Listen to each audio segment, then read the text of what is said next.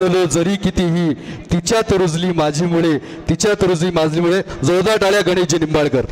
गणेश भाऊ तुम आगे बढ़ो, हम तुम्हारे साथ हैं. गणेश भाऊ तुम आगे बढ़ो.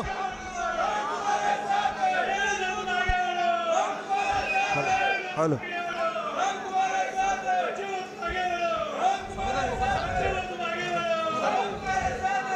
मला चांगलं आठवतं 8 डिसेंबर 2016चा तो दिवस होता. मी माझ्या बहिणीचं लग्न जमलं म्हणून लॉन्सच्या तपासात शोधात चांदवडला रेणुका लॉन्स तिथे बसलो होतो. ज्यावेळेस तिथं बसलो होतो तिथं गोरख ढगे नावाचा माझ्या मित्राचा फोन आला, तुम्ही तातडीनं बाजार समिती चांदवडमध्ये या. त्यावेळेस आमच्याकडे दुष्काळाची चाहूल होती.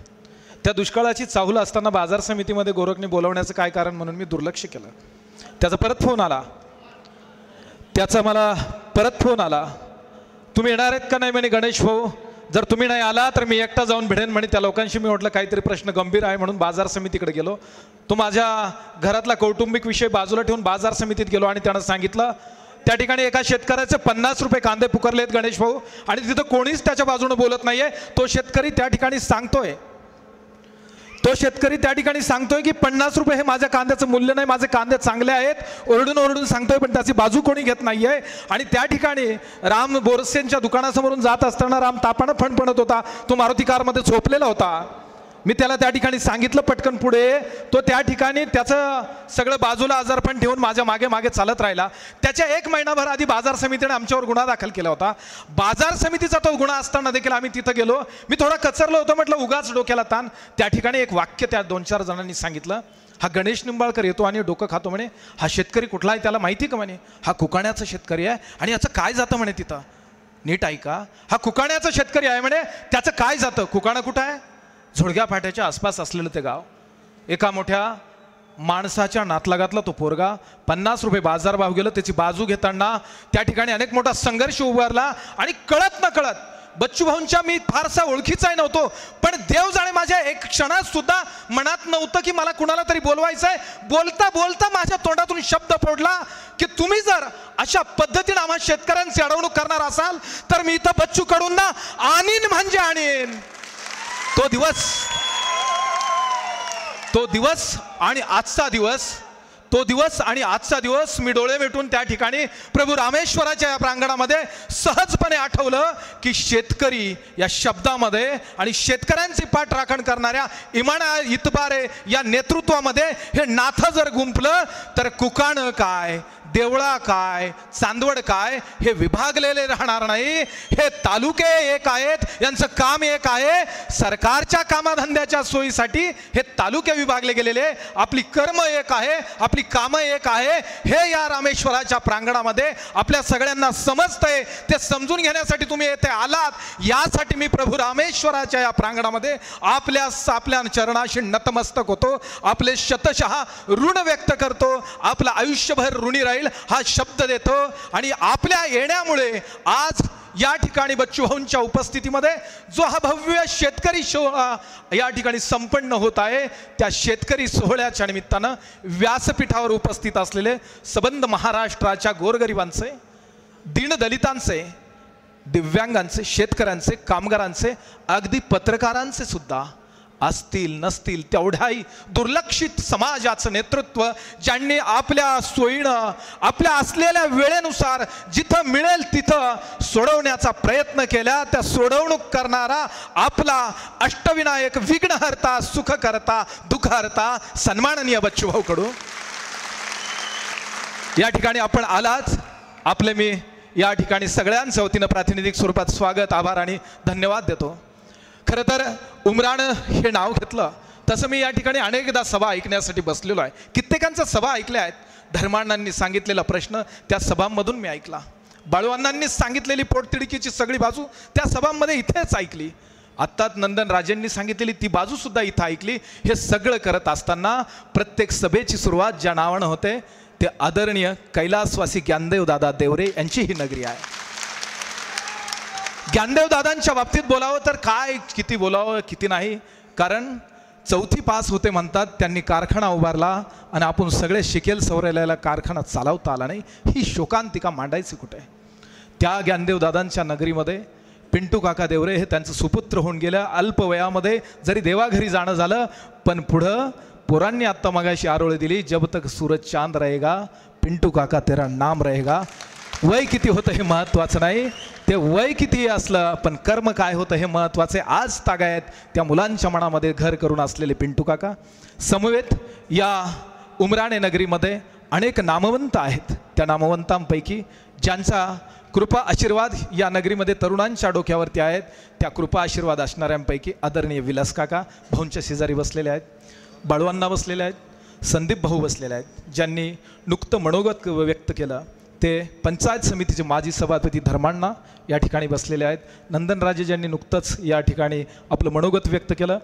आज निफाडमध्ये शेतकरी मेळाव्यामध्ये ज्यांची उमेदवारी जाहीर झाली, आणि जर जमलं तर शेतकऱ्यांना हलक्यात घेऊ नका, कारण शेतकऱ्यांचा एक मुलगा तुमचा गुरु व्हायला या ठिकाणी तयार झाला आहे. ते आदरणीय गुरुदेवजी कांदे या ठिकाणी व्यासपीठावर उपस्थित आहेत. त्यांच्या शेजारी असलेला कुठल्याही रात्रीची कुठल्याही दिवसाची तमा न बाळगता कोणीतरी हाक मारावा, भोळ्या भाबड्या पद्धतीनं त्यानं रात्रीचं जे साधन मिळेल त्या साधनानं त्याची मदत करण्यासाठी धावपळ करावी. माझा मित्र हरसिंग ठोके या ठिकाणी उपस्थित आहे.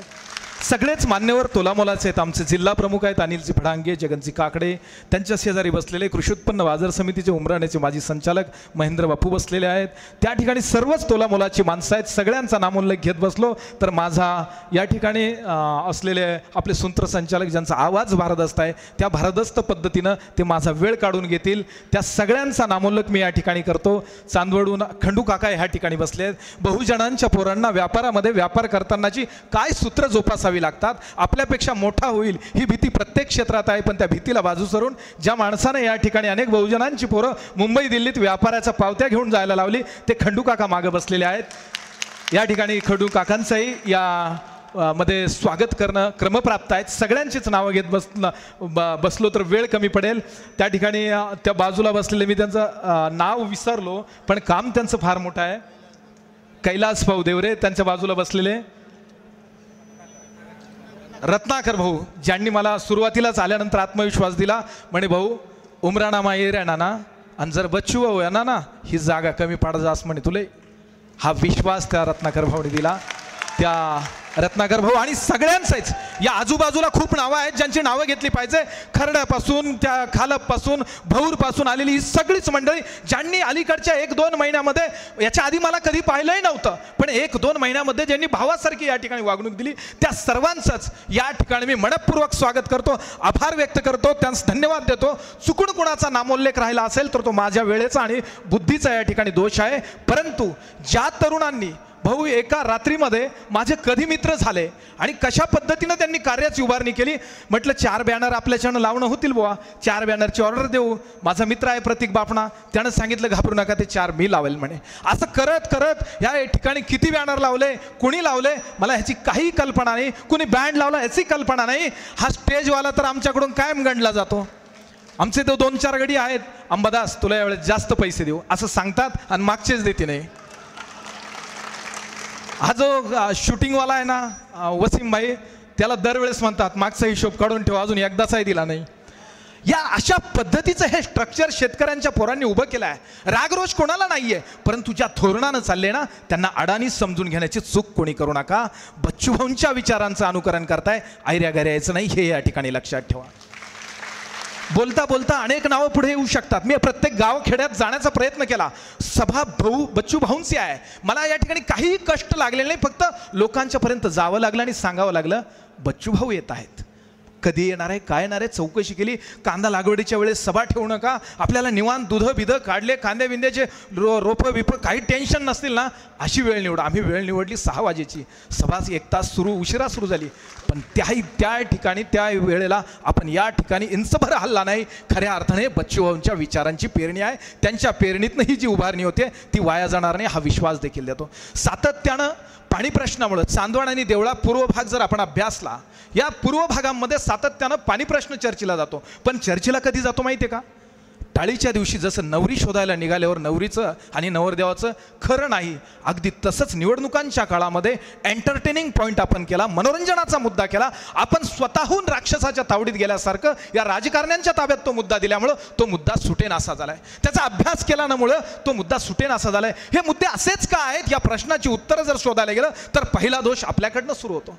आजच्या आज इथं दुसऱ्या उद्या कोणाची सभा आहे त्याच्यापुढं हा प्रश्न मांडला, कोण असं आहे की निवडणुकीच्या काळात तुमचं मन दुखून त्या ठिकाणी तुम्हाला नकार देईल? आहे कोणी असा वेडा या राजकारणामध्ये? असे वेडे जर राजकारणामध्ये असते तर कदाचित पाणी कधीच पुढे गेलं असतं आणि पाण्यावर राजकारण झालं नसतं.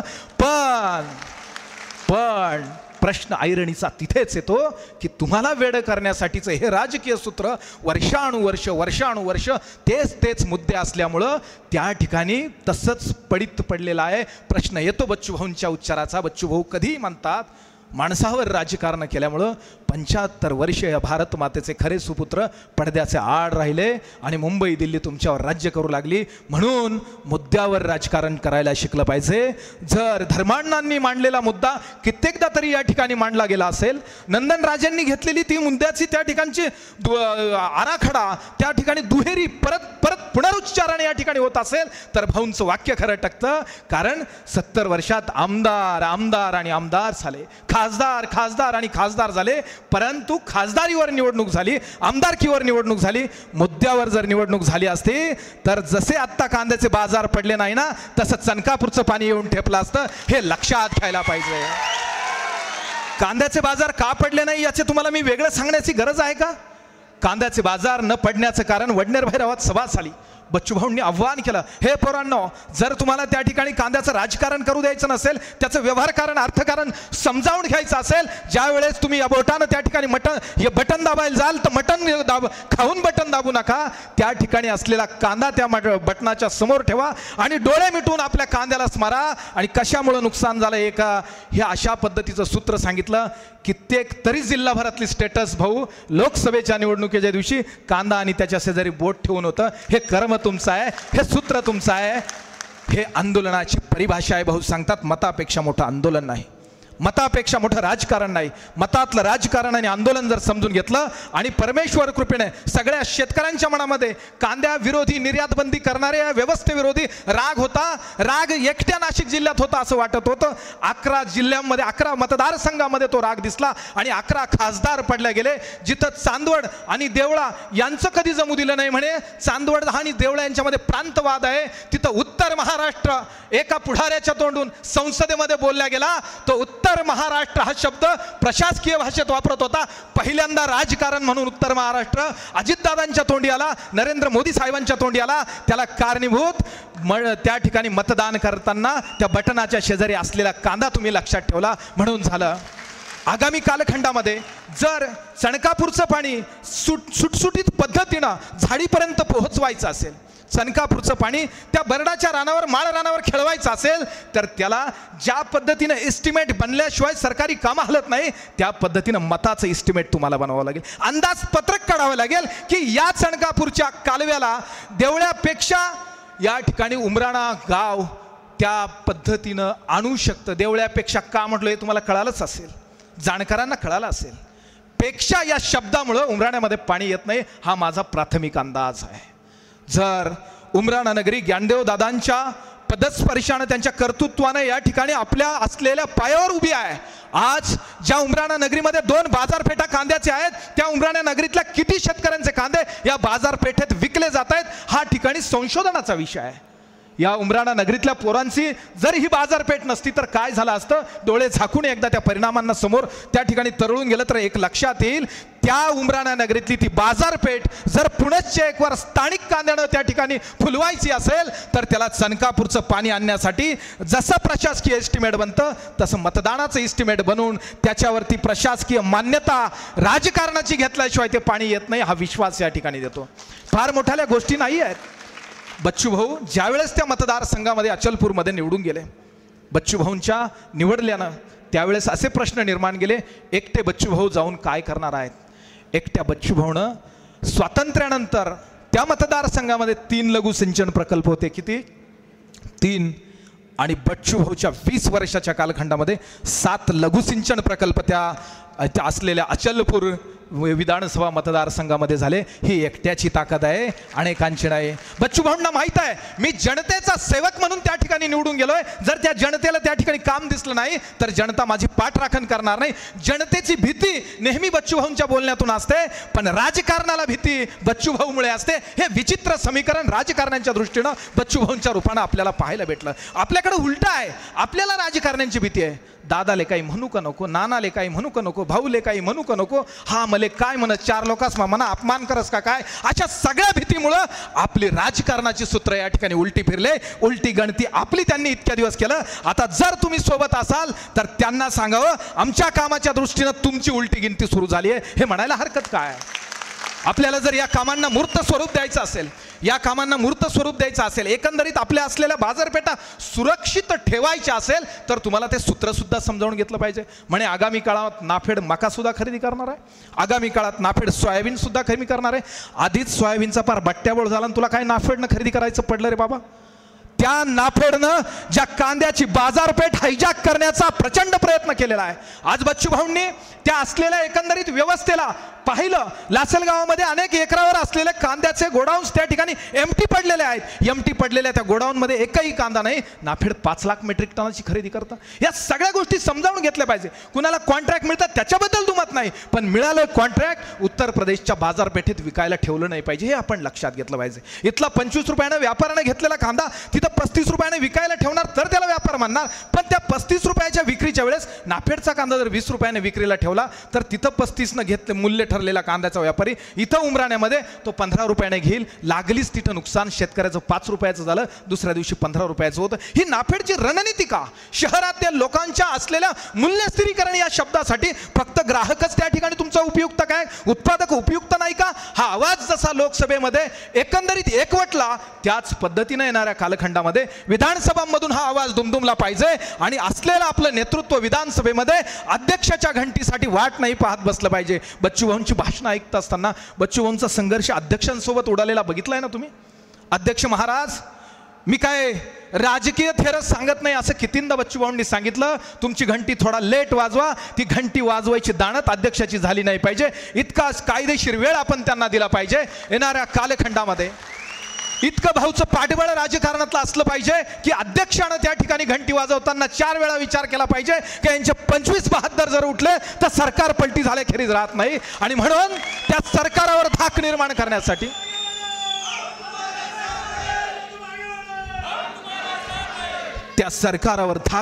करण्यासाठी आपल्याला बच्चू भाऊंचे हात मजबूत करायचे आहे. तुमच्या मनात परत प्रश्न आला असेल, माईचा बहादर याची सोय लावून घेऊन राहिला का?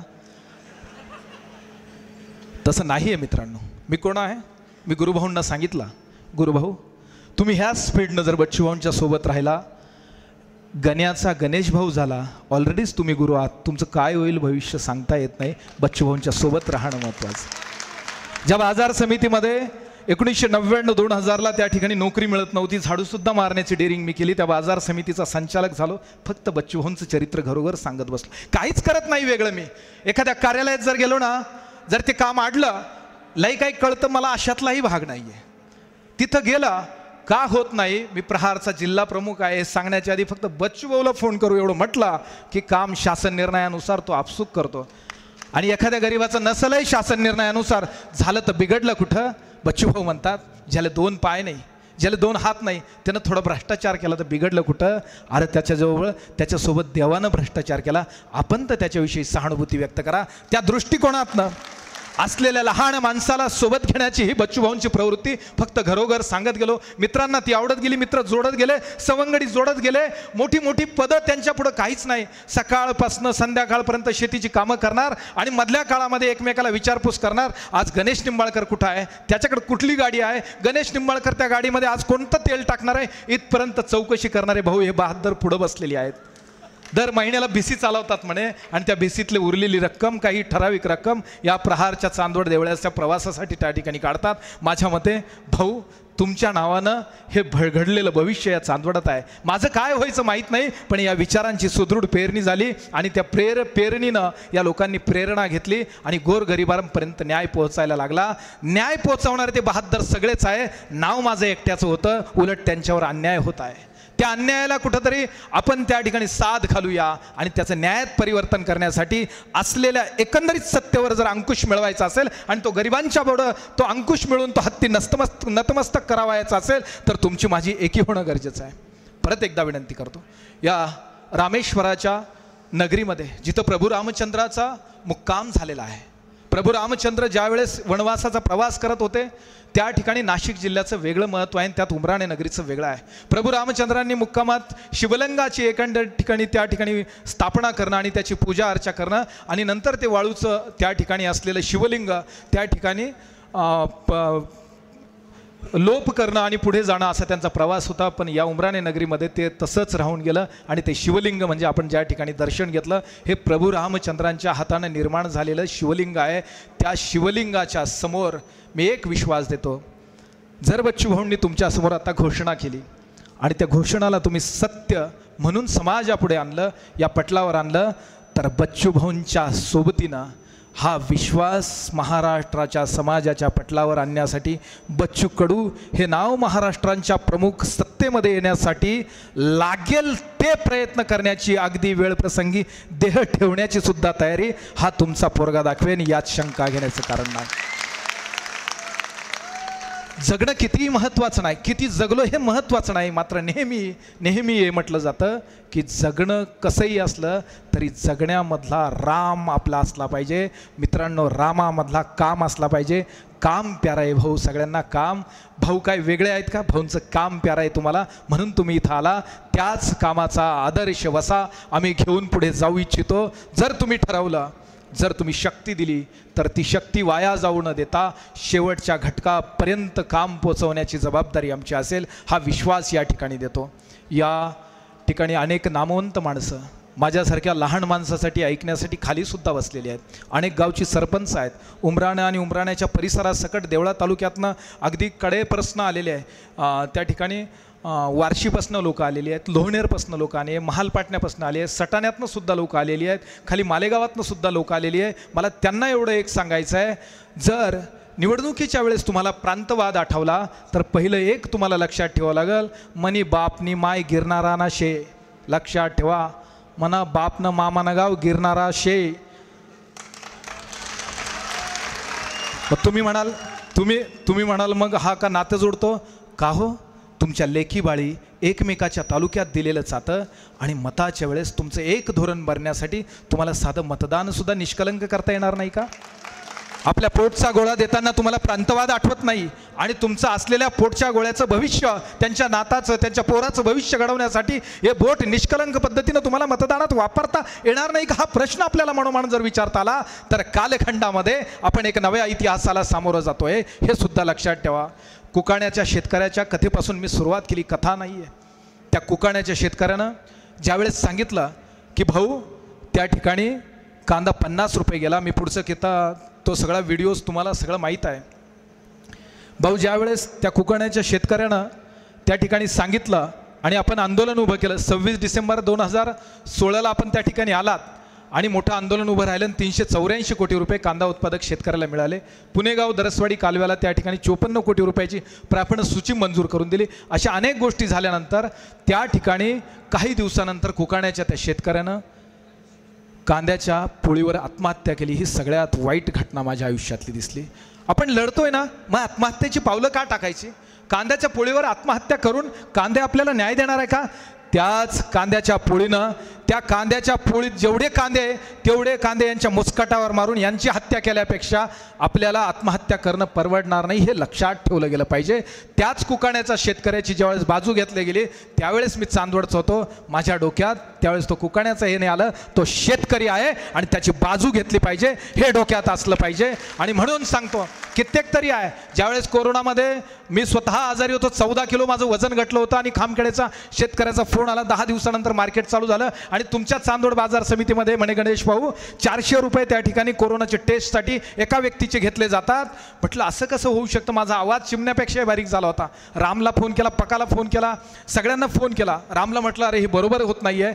ते म्हणे तू काय टेन्शन न घेऊ, मी जाऊन बघतो. पण मला राहावलं गेलं नाही. तिथं बघितलं तर त्या ठिकाणी घाणेरडी व्यवस्था समितीनं उभी केलेली होती. अरे ज्यांच्या घरी कोणीतरी कोणीतरी मेलंय, त्यांना पैशाची गरज आहे, कोरोनामध्ये तो त्या ठिकाणी प्राण सोडू पाहतोय, त्यांच्याकडनं तुम्ही त्या बाजार समितीत येण्यासाठी नाकात काडी घालण्याचे 400 रुपये घेतात. एका जागा ट्रॅक्टरवर 3 जण होते खामखेड्याचे, त्यांनी सांगितलं भाऊ हे बरोबर नाहीये, मला त्यांची नावं सुद्धा माहीत नाही, पण तो देवळ्याचा आहे म्हणून बाजू सोडायची हे आपल्या रक्तात नाही. तो शेतकरी आहे आणि हेच सगळ्यात महत्त्वाचं कारण आपल्यासाठी आहे. तिथं त्या ठिकाणी आम्ही रणधुमाळी केली. माझ्या अंगात त्राण नसताना सुद्धा सभापतींच्या दालनामध्ये मी रणकंदन माजवलं आणि थेट बच्चू भाऊंना फोन केला, भाऊ हे चुकीचं होतंय. भाऊंनी कलेक्टरला फोन केला, कलेक्टरनं तातडीने ARला तिथं पाठवलं, तहसीलदारांना तिथं पाठवलं, PIला तिथं पाठवलं. सूर्याची किरणं सुद्धा उगवली नव्हती त्यावेळेस हे रणकंदन बाजार समितीत माजवलं. त्यावेळेस त्यांना दाखवून दिलं का शेतकऱ्याचे तुम्ही 400 रुपये घेऊ शकत नाही. एका तासात 56,000 रुपयाचं कलेक्शन त्या नराधमांनी केलं होतं. ते कोणी असोत, त्या चांदवरचे आहेत म्हणून सोडायचं कारण नाही, ते शेतकरी विरोधी आहेत, त्यांचं त्या ठिकाणी मुस्कट सोडल्याशिवाय मी राहत नाही. हा प्रहारचा इशारा त्या ठिकाणी दिला आणि कलेक्टरांच्या समोर त्यांचं त्या ठिकाणी असलेलं कुभांड उघडं पडलं. कारण कलेक्टरांनी सांगितलं होतं त्या ठिकाणी कोरोनाची तपासणी करायची, परंतु मोफत. कुठल्याही बाजार समितीमध्ये शेतकऱ्याकडून 1 रुपया घेता कामा नये. त्या ठिकाणी पुन्हा लेखी आदेश दिला गेला आणि त्या ठिकाणी ती गोष्ट थांबल्या गेली. ती 400 रुपये किंमत कमी वाटते हो, पण शेतकऱ्याची संख्या किती आहे? एकदा हजार नगाची आवक होणाऱ्या त्या बाजार समित्यांमध्ये 1000 गुणिले 400 केले तर पैसे होतात किती? या पैशाचं मूल्य फार मोठं आहे भाऊ. 10 रुपये सुद्धा गेट पासला लागले नाही पाहिजे. एक विशिष्ट त्या ठिकाणी असलेला वर्ग बाजार समितीने स्वीकार केल्यानंतर शेतकऱ्याच्या खिशातनं पैसे जाता कामा नये. अनेकदा भाऊ मला म्हणतात एवढे प्रश्न घेऊन येतात, तुम्हाला त्या ठिकाणी माणसं म्हणून घ्यायची किंमत कळती का नाही? एखाद्याचं मर्डर करून टाक, शेतकऱ्याचं नाव घेत असेल तर माझ्याकडे त्याच्याशिवाय येऊ नको. मग त्या ठिकाणी मर्डर हा शब्द माणसं मारण्याच्या दृष्टीने नाही करायचा, आपला असलेला एडीचोटीचा जोर लावायचा आणि शेतकऱ्याचं काम नेटानं कडाला न्यायचं. यासाठी हा प्रश्न पुढे गेला पाहिजे. शेवटचं 2 मिनिटं घेतो. आज तळेगाव रोहितनं मला एक फोन आला, म्हणे भाऊ 1500 3000 रुपये लाडक्या बहिणीचे आले आहेत आणि ते पैसे पंजाब नॅशनल बँक लासलगाव देत नाही. म्हटलं का? म्हणे त्यांनी सांगितलं की ते आपसूक कर्ज खाती वळती झाले. म्हटलं कर्ज कसलं आहे? म्हणे आपलं कायमचं पीक कर्ज आहे. आपलं कायमचं पीक कोणतं आहे? अरे आपलं कायमचं पीक कोणतं आहे? कांद्याचं 7 डिसेंबर 2023ला निर्यात बंदी झाली. त्यावेळेस बाजारभाव काय होते आणि एका ट्रॅक्टरचं किती नुकसान झालं? 37 क्विंटलचं ट्रॅक्टर घरला 37, 38, 40 रुपये बाजार होते. 20 रुपये बाजार तुटले, 30 रुपये बाजार तुटले, एवढी पैसे तुटले आणि 1500 रुपये त्या कर्ज खाती वळते करताय. लाजा वाटत नाही? आपले 70,000 घेतले आणि बहीण या भावनात्मक शब्द वापरून आपल्या खिशातले 70,000 परत करण्याऐवजी त्या असलेल्या 1500 रुपयात इलेक्शन जिंकायला निघाले का रे? लाजा नाही वाटत? हा शब्द विचारण्याची ताकद आपल्यामध्ये आली पाहिजे. पंजाब नॅशनल बँकेला साधा GR आहे. अमरावतीमध्ये पंजाब नॅशनल बँकेवर भाऊंनी गुन्हा दाखल केलेला आहे. तो का केलंय? शेतकऱ्याचे अनुदानाचे नुकसानाचे पैसे तुम्हाला अशा पद्धतीनं त्याला न विचारता कर्ज खाती वळते करता येणार नाही, त्याचे पैसे त्याला दिले गेले पाहिजे. तोच धागा धरून उद्या तहसीलदारांना त्या ठिकाणी पत्र लिहायला लावू, यांचे पैसे मोकळे करा, अन्यथा त्याच्यावर गुन्हा दाखल करा. इतका साधा मार्ग माझ्या बच्चू भाऊंनी निर्माण करून ठेवलेला आहे. अनेक अशा योजना आहेत. त्यातली बारीकी भाऊंनी विधानसभेत केली. स्वर्गीय गोपीनाथरावजी मुंडे साहेबांच्या नावानं जी त्या ठिकाणी विमा योजना चालते, ती विमा योजना पहिली शेतकऱ्यालाच त्या ठिकाणी मिळायची, ज्याचं नाव आहे. मग भाऊनं अनेक गोष्टी त्यामुळे सांगितल्या. माझ्या मते अमरावतीच्या बैठकीमध्ये दादा भुसे साहेब कृषी मंत्री असताना भाऊंनी तो प्रश्न तडीस लावला आणि त्या ठिकाणी सांगितलं शेतकऱ्याच्या पोराचं नाव शेतीच्या उतार्यावर नाही, मग तो शेतकरी नाही का? एकटा शेतकरी त्या ठिकाणी राबल्याशिवाय शेती पिकते का? भाऊनं त्या ठिकाणी सांगितलं त्याच्या मुलाचं, त्याच्या पत्नीचं, त्याच्या ठिकाणी असलेल्या आईचं जरी नाव नसलं आणि त्यांचा अपघाती मृत्यू झाला तर त्याला मरणोपश्चात त्या ठिकाणी तो विमा मिळाला पाहिजे. इतकं बारीक निरीक्षण भाऊचं आहे. भाऊने आता नवीन काय प्रश्न सांगितलाय का? हो, शेतकऱ्याला त्या ठिकाणी जसं अपघातात मरण विमा देतात तुम्ही, त्या शेतकऱ्याच्या इथं असलेल्या मजुराचा अपघात झाला तर त्याला कोण द्यायचा हा प्रश्न विचारणारे या भारताच्या पटलावर एकमेव आमदार बच्चू भाऊ आहेत. भाऊने मागं विचारलं की बुवा त्या ठिकाणी असलेल्या भांडे धुणाऱ्यांचा आमदार नाही, मग त्यांचे प्रश्न सोडवायचेच नाहीत का? त्यांचे प्रश्न कोणी उचलायचे? त्यांच्या विम्याचं काय? बजेटमध्ये त्यांचं स्थान काय? त्यांच्यापासून तुमचा GDP हलत नाही का? सगळ्यात जास्त अर्थकारण हलवणाऱ्या त्या शेती व्यवस्थेच्या आसपासच्या बारीक घटनांचा अभ्यास करून सगळ्यात जास्त वाचन मी माझ्या निरीक्षणातून सांगतो लायब्ररीत कोण करत असावं ते बच्चू भाऊ करत असतात. प्रत्येक कायद्याची बारीकी काढतात. राज्यपालाच्या अभिभाषणावर ज्यावेळी विधानसभा सदस्य बोलत असतात बारकाईनं ऐकावं आणि त्यानंतर काही वैशिष्ट्यपूर्ण भाषणं त्याची ऐकावी वाटतात, पण त्यात वेगळेपणाचं भाषण आमच्या बच्चू भाऊंचं असतं. पूर्ण विधानसभेची काढून टाकतात आणि त्या विधानसभेच्या दुसरी भाषणं ऐकायला गेलं ज्यांना जास्त वेळ मिळतो ते माणसं एकमेकाची खेचण्यामध्ये त्या भाषणाचा वेळ घालवतात. हे वेगळेपण आपल्याला या ठिकाणी दिसलं पाहिजे. खूप कमी नावं आहेत जे शेतकऱ्यांच्या बाजूनं बोलत आहेत. आज मात्र एक मुत्सद्दीपणानं राजकारण करू पाहता समाजकारणामध्ये राजकारण घालताना समाजकारण जिवंत ठेवून राजकारण पुढे घेऊन जाणाऱ्या बच्चूभाऊंची ही वेळ आहे. हे बच्चूभाऊंचं मनगट बळकट करण्यासाठी आपल्या मतदारसंघामध्ये बच्चूभाऊ जो निर्णय घेतील त्या निर्णयाची आपण पाठराखण करत असाल तर एकदा मोठ्या आवाजामध्ये अपना भिडू बच्चू कडू ही आवाज दिला गेला पाहिजे. बच्चू कडू, बच्चू कडू. सगळ्यांनी हात वर करून या ठिकाणी ते समर्थन करायचं आहे. बच्चू भारत माता की जय, भारत माता की जय, जय जवान, जय किसान, जय जवान, जय किसान, छत्रपती शिवाजी महाराज की जय, छत्रपती संभाजी महाराज की जय. फुले शाहू आंबेडकरांचा विजय असो, फुले शाहू आंबेडकरांचा विजय असो. अपना भिडू, बच्चू कडू, अपना भिडू. बच्चू कडू. धन्यवाद. या कार्यक्रमासाठी अमरावतीहून काही पाहुणे आपल्यामध्ये उपस्थित झालेले आहेत. त्या पाहुण्यांचा या ठिकाणी मी असलेल्या आपल्या सगळ्या कमिटीला सांगेल की सन्मान करावा आणि पुन्हा एक वार जाता जाता तुम्ही दैव स्वरूपानं देवाच्या रूपानं या गरिबाची पाठराखण करण्यासाठी या उमराणे नगरीत आलात, बसलात, ऐकून घेतलं त्याबद्दल तुमचं कितीही केलं, किती आभार व्यक्त केले, कितीही ऋण व्यक्त केले तरी ते फिटणार नाही. मात्र तुम्हाला एक शब्द देतो, कुठल्याही क्षणाला, कुठल्याही वेळेला, कुठल्याही घडीला हा तुमचा पोरगा तुमच्या हाकेला ओ देण्यासाठी, साथ घालण्यासाठी या ठिकाणी कधीही उपस्थित राहील हा शब्द या ठिकाणी देतो. आणि अमरावतीहून आलेल्या सर्वच पाहुण्यांचा या ठिकाणी मी आभार व्यक्त करतो. आता नागरी एक पुढची सूत्रसंचालन सरांनी करावे. गणेशजींचा अतिशय मडकपूर्वक धन्यवाद आणि आभार या ठिकाणी व्यक्त करतो. भाऊंना आपण ऐकणार आहोत. तत्पूर्वी आपल्या सगळ्यांच्या वतीनं भाऊंचा व्यासपीठावर नागरी सत्कार व्यासपीठावरील मान्यवरांच्या हस्ते या ठिकाणी संपन्न होत आहे. मी गणेशजी आणि